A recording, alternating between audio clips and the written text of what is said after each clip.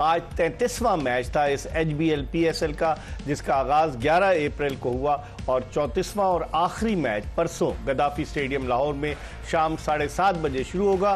Quetta Gladiators जो 1 मरतबा ये टूर्नामेंट जीती है और लाहौर कलंदर्स जो 2 मरतबा ये टूर्नामेंट जीती है, इन दोनों टीमों के दरमियान होगा। हम ब्रेक पर जाने से कबल बात कर रहे थे अपने दोनों गेस्ट पाकिस्तान के former test captain Younis Khan, test opener Khurram Manzoor से, और गुफ्तगू के सिलसिले का आगाज करते हैं नसीम शाह। क्या वो फुल्ली फिट है? उनको किस बुनियाद पर पाकिस्तानी टीम में सेलेक्ट किया गया? Big question. और इस पे आगे ये डाउट भी लगता है, मुझे भी आज लगा वो फिट नहीं थे, वो चले भी गए थे मैदान से। वो तो खैर एक बात की, आखिरी ओवर में हिट विट लगी और वो जो भी, मगर पहले बॉलिंग भी नहीं कर रहे ये एग्जैक्टली वो पहले बॉल से पहले बॉल से आखिरी बॉल तक वो नसीम शाह मिसिंग था, जो हम और आप जानते हैं, जिसने पाकिस्तान को फतवात दिलवाई है।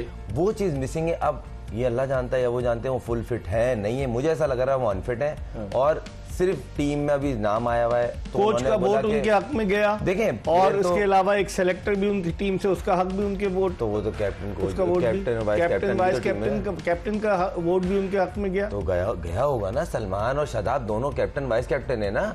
ये तो बात तो वही होगी। देखें यूनुस नसीम शाह की, ये तो कायल मिल्स की बॉलिंग थी, कायल मिल्स की बॉलिंग थी। लेकिन यूनुस आप बताइए, आपको क्या लगा अपने तजुर्बे की रोशनी? यही है, देखिए ये बात, ये उनकी नसीम शाह की बॉलिंग है। और उनकी मैं लेंथ की बात करूं तो या तो वो फुल कर रहे हैं या ऐसी जगह पे कर रहे हैं कि वहां पे हिट मारना उनको आसान। ये देखें बहुत ज़्यादा रूम है, अगर स्लो ऑन भी करें तो उनके पास कोई थॉट्स नहीं है। ये देखें ये बहुत ज़्यादा रूम दे रहे हैं, और सर्कल में जब आप फर्स्ट पावर प्ले में आप इस तरह की बॉलिंग करोगे और तो फिर आपको कवर ड्राइव कमाल ही रन्स होंगे। और जहाँ तक मैं लाहौर कलंदर्स की बैटर्स की बैटिंग की बात करूँ तो उनके थॉट्स बहुत क्लियर थे। उनको जहाँ रूम मिला उन्होंने वहीं पे थ्रू द लाइन बॉल खेला। नसीम शाह का सिलेक्शन सही है जिस तरह की परफॉर्मेंस? नहीं देखें, आपको बाजू चलें, कुछ प्लेयर्स ऐसे होते हैं जिनकी आपको इस तरह की PSL की परफॉर्मेंस पे उनको सिलेक्ट नहीं करना होता है, वो ऑटोमेटिकली चॉइस होते हैं। तो शाहीन आफरीदी नहीं, लेकिन मैं आपको ये बात कर रहा हूँ कि वो अभी रिसेंट पास में टीम से ड्रॉप थे, वो वहाँ पे टीम में नहीं थे और 50 ओवर की क्रिकेट में न्यूजीलैंड की सीरीज में आए और वहां भी उनसे कोई खास परफॉर्मेंस नहीं। नसीम शाह की बात कर जी मैं नसीम शाह की बात कर रहा हूँ। वो T20 में नहीं थे और उनको दोबारा जब उनको लाया गया तो उनको एक मैच में उन्होंने बैटिंग भी की और उसके बाद जब मैं 50 ओवर की बात कर रहा हूँ तो वो ड्रॉप थे उस सीरीज में, वनडेज की बात। अब वो वापस आ गए और वही देखिए, आपको क्राइटेरिया सेट करना है कि एक प्लेयर या तो आपको बहुत रेगुलर खेल रहा हो आपकी टीम से और बहुत काफ़ी अरसे से परफॉर्म कर रहा हो, तो ये तो चलो समझ में आता है कि ऑटोमेटिकली चॉइस है, वो फिट होते हैं तो वो टीम में आते हैं। या चले उनकी अगर फॉर्म नहीं भी होती तो फिर भी आप उन पर चांस दें, तो यार चले ये पिछले 4-5 साल से टीम के साथ हैं, तो जो रेगुलर प्लेयर होते हैं आप बहुत ज़्यादा शफलिंग नहीं करते हो, जो कि इस्लामाबाद यूनाइटेड ने की, बहुत ज़्यादा शफलिंग की, उनका रिजल्ट ऑपोजिट। लेकिन शाहीन आफरीदी फिर क्या बिगाड़ा था? वही बात कर रहा हूँ ना कि बाज़ औक़ात आपको कुछ ऐसे डिसीजन जो मीडिया के प्रेशर पर ले रहे होते हो, जैसे अभी आपने लिए कि आपने बाबर आजम को ड्रॉप किया, उसके बाद मोहम्मद रिजवान का। अगर हम एक बात करें तो मोहम्मद रिजवान क्यों ड्रॉप है टीम से? वो ओपन करते हैं और वैसे तो ओपनर की जगह नहीं बनती। उनकी परफॉर्मेंस कितनी है? परफॉर्मेंस नहीं तो ओपनर की जगह कहाँ आएंगे? देखिए हम एक बात कर रहे हैं ना कि यहीं से टीम सेलेक्ट होनी है ना। हम अब्बास अफरीदी की बात कर रहे हैं ना, क्यों बात कर रहे हैं? कि उनकी परफॉर्मेंस है ना, ठीक है, तो वो हम कह रहे हैं कि जी वो टीम में नहीं है। अब आप मुझे बताएं कि मोहम्मद रिजवान की भी तो परफॉर्मेंस है। अगर शुरू के मैचेस देखे जाए तो सबसे ज्यादा रन्स किए हैं, तो वो क्यों नहीं टीम में? आपको बाजू कर वही मैं ये नहीं कह रहा हूँ कि मोहम्मद रिजवान को टीम में होना चाहिए, लेकिन मैं अपनी बात का रेफरेंस दे रहा हूँ कि उन्होंने भी परफॉर्मेंस की हुई है। तो मेरे ख्याल से देखिए आपको ये जरूर देखना है कि आपकी टीम की नीड क्या है और आया आप अगेंस्ट किस टीम के सीरीज खेल रहे हो। तो मेरे ख्याल से नसीम शाह इस वक्त उनके पास कोई थॉट्स नहीं है, उनकी फिटनेस अच्छी नहीं लग रही, उनकी बॉलिंग की रिदम अच्छी नहीं लग रहा, उनके पास कोई प्लान नजर नहीं आ रहा। वो चाह रहे हैं कि बस मैं आके बॉलिंग करूं, मैं टीम में रहूं और किसी तरह जब मैचेस हो और मैं की परफॉर्मेंस कर जाऊं, तो इसलिए बाजुकात इस तरह की बॉडी लैंग्वेज होती है। जो यूनुस बात कर रहे हैं रिजवान की, अगर ठीक है रिजवान ने 360 से ज्यादा रन बनाए, लेकिन अगर वो तो ये सिलेक्शन कमेटी ये तौजीह पेश करेगी ना कि मोहम्मद रिजवान तो ओपन का स्लॉट छोड़ने के लिए तैयार ही नहीं है। वो अपने भी टीम की जानिब से पेशावर ज़ल्मी से उन्होंने कोई मैच छोड़ा नहीं, एज एन ओपनर खेले। उसके बरक्स बाबर आजम तो वन डाउन पोजीशन पर आ गए, उन्होंने देख लिया। तो ऐसी सिचुएशन में मोहम्मद रिजवान की जगह बनती थी या तो वो मिडिल ऑर्डर में आकर खेलें और कीपर तो ठीक है, वो हारिस से तो बहुत अच्छे, तो ऐसी सूरत में जगह बनती थी। देखिए इन दोनों को बाहर या ड्रॉप करने की जो रीजन पूरी क्रिकेट सर्किल में वो एक ही है कि कप्तान नहीं चाहता, इंटरनेशनल T20 रिक्वायरमेंट पे नहीं उतर रहे, तो और कोई रीजन नहीं है। देखिए 50 नहीं चाहता। देखिए बात सुने, दोनों 50-50 करते हैं, टीम 150 पे फिनिश कर रही है, 150 रन 15 ओवर में हो जाते हैं इंटरनेशनल में। मैं ये इस सवाल के ऊपर इन दोनों को ड्रॉप किया गया। अगर मैं गलत कह रहा हूं तो मुझे बोल जाए कि इनका स्ट्राइक रेट स्लो है। हाँ, आप ये कहना मसला ये है। अच्छा, उसकी वजह से हम सर्किल में देखें, ये नहीं कि ये ड्रॉप होंगे तो पाकिस्तान हर चीज जीत जाएगा, ये नहीं बोल रहा है। कहने का मकसद ये है, इन्वेस्ट किया है, देखिए इन्वेस्ट किस प्लेयर पे नहीं होता।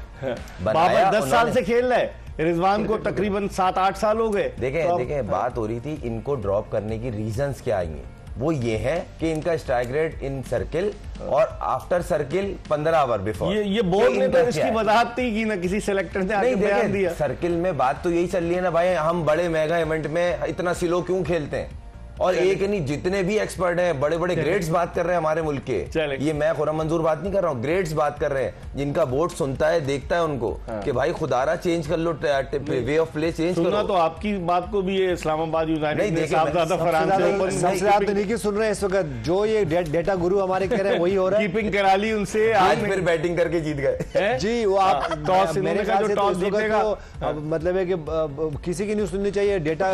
हसन चीमा की जगह में इकबाल भाई मैं एक बात जो है ना, मैं एक क्वेश्चन टेबल पे फेंक रहा हूँ, वो ये है कि इस सिनेरियो में जहाँ पे आपके पास साबजादा फरहान है, मैं नेशनल टीम की बात कर रहा हूँ, उसके बाद फखर जमान है, साइम अयूब है और हसन नवाज, 4 ओपनर्स हैं ना, ये जेन्युइन ओपनर्स है ना, जेन्युइन ओपनर्स हैं।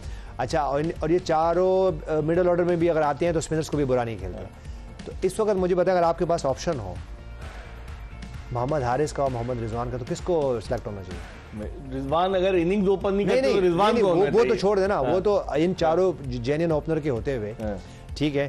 फिर आप मंजूर मुझे बताएं कि इस वक्त फिर मिडिल ऑर्डर में किसका जो है ना बेस्ट ऑप्शन है मिडिल ऑर्डर में? जी, वो खेलता भी चाहते ना, नहीं खेले। देखिए वो नहीं, सवाल क्या उसका जवाब, जो सवाल में कह रहा हूं, देखो अब आपने परेशानी क्या डाली, के बजाय रिजवान, नहीं अब आपने परेशानी क्या डाल ली अपने लिए?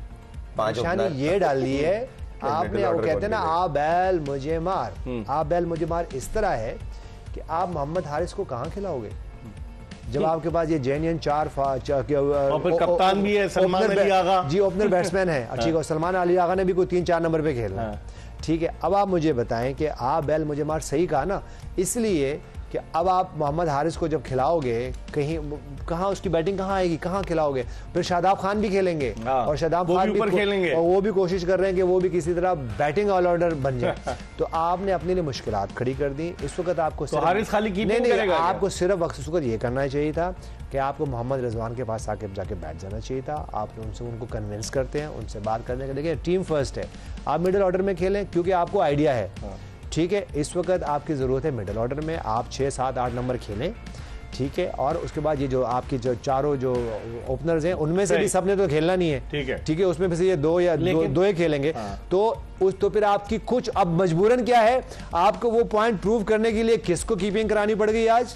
साहबजादा फरहान। तो इसका हारिस नहीं खेलेंगे पाकिस्तान की जानिब से, तो अब लेकिन अब फिर मुश्किल आ गई है ना यूनुस भाई, आज के मैच के बाद नहीं, वो फिर मुश्किल आ गई ना, वो इसलिए मुश्किल आ गई कि आज उनकी जो साहबजादा फरहान ने जो कीपिंग की है वो फिर मुश्किल आ गई। लेकिन वो मुश्किल आई क्यों? क्योंकि आपने जिस वक्त सिलेक्शन तजुर्बा किया है ना, उस वक्त आपने आपको मुश्किल में डाल लिया और हॉट जो ना वाटर में अपने आप को डाला। इस पर हम मजीद बात करेंगे कि मोहम्मद हारिस को किस खुशी में इन्होंने रखा है पाकिस्तानी टीम में। और यूनुस ने बड़ी अच्छी वजाहत की कि अगर आप इतने सारे ओपनर भी हैं, मिडिल ऑर्डर भी हैं, ये सारे खेलेंगे तो हारिस के खाली विकेट कीपिंग के लिए पाकिस्तानी टीम में आएंगे। ये कोई $1 मिलियन क्वेश्चन, इस पर बात करेंगे, ये बताते हुए कि Clear Men and Surf Excel presents जोश जगा दे, powered by Telenor 4G and Hero detergents. एक ब्रेक की तरफ बढ़े और ब्रेक के बाद दोबारा आपकी खिदमत में हाजिर हूं।